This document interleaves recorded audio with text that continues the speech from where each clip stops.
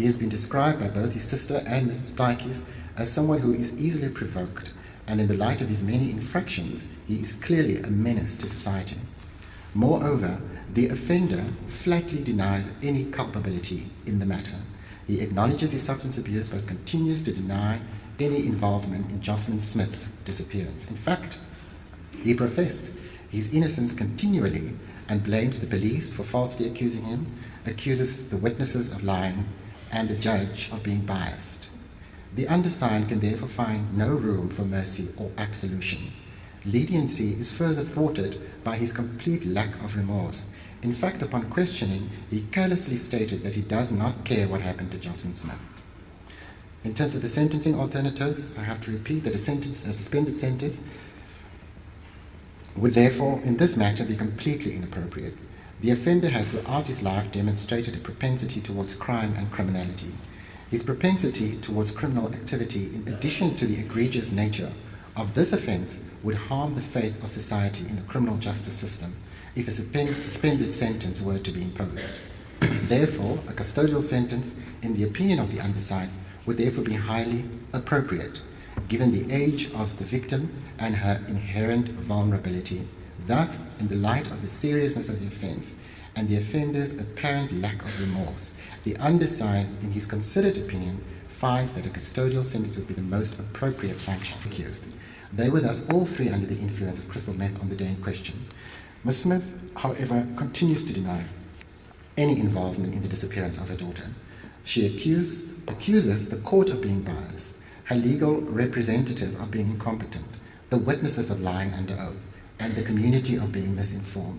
She merely speculated, when she was interviewed that is, that her daughter could be trafficked as a sex slave, but she believes her daughter to be alive. Previous interventions. Opportunities have been provided to the offender in the past, including referral to a rehabilitation centre for the treatment of her addiction. I can therefore not report that.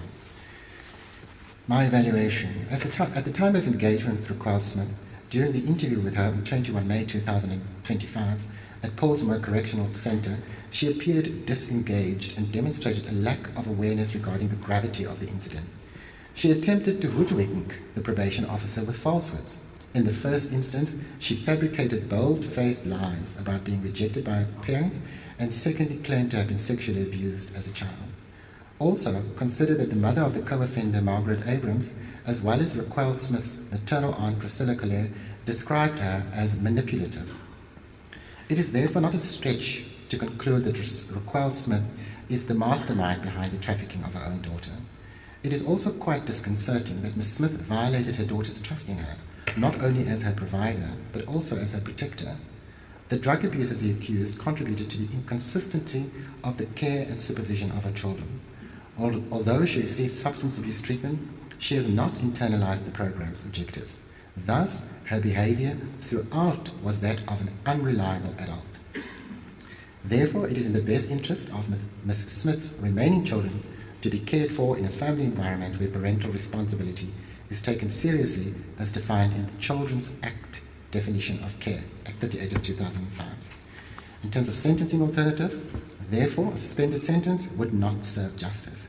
The egregious nature of the offence and the community's outrage will not be satisfied with a suspended sentence. Such a sanction would only fuel the community's anger, which expects the court to deal decisively with the matter. A custodial sentence would therefore not only be appropriate, but just. The probation officer cannot find any redeeming qualities in Raquel Smith. Our primary concern during the interview with her was for herself, that is, attempting to convince the court to deviate from the minimum prescribed sentence. In addition, several aggravating factors apart from those already mentioned must be taken into account. Raquel Smith's coercion of others in carrying out the offence, abusing her child's vulnerability, using deception, abusing her power, and not least of which, receiving payment. My recommendation is therefore the same as for the other two co-accused. That is then more flexibility.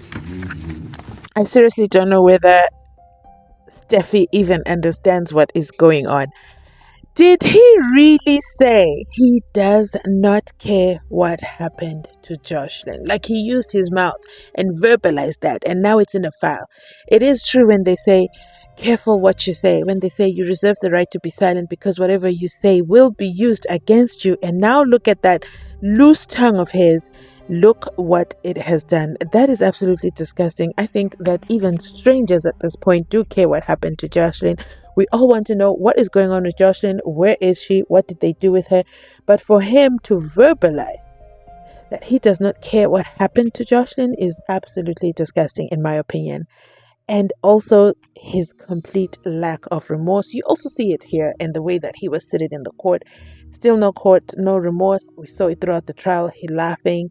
It was just, there's a huge disconnect. But I don't know if there's going to be someone who's going to come and speak to substances. I don't know if they can use that to help them in any way. But at this point, just for that sentence alone, throw the book at him.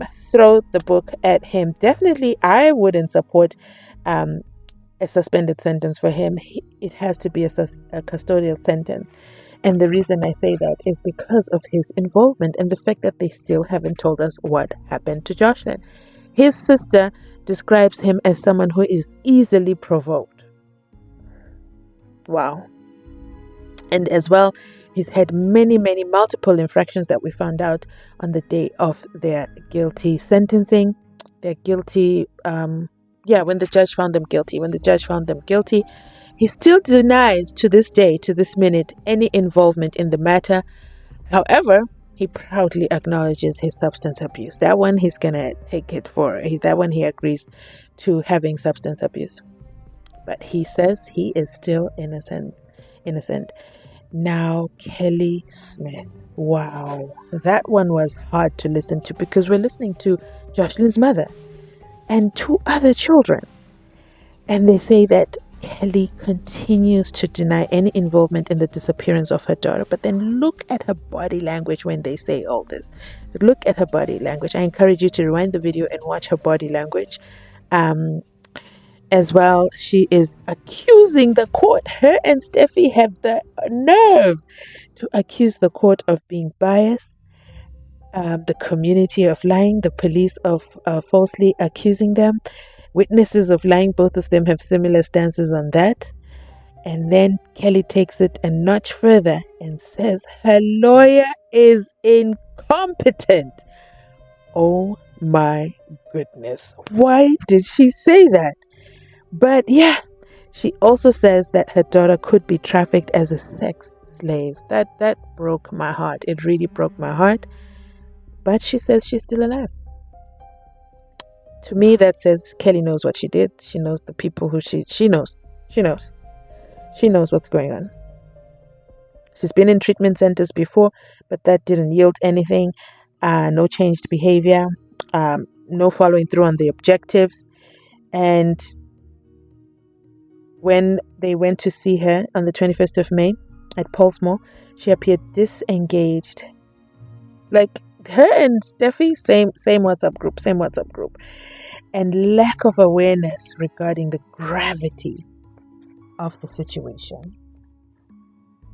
Ooh, she also continues to fabricate lies that both her parents rejected her. She says she has no contact with her father, but her family is saying that she's lying about that.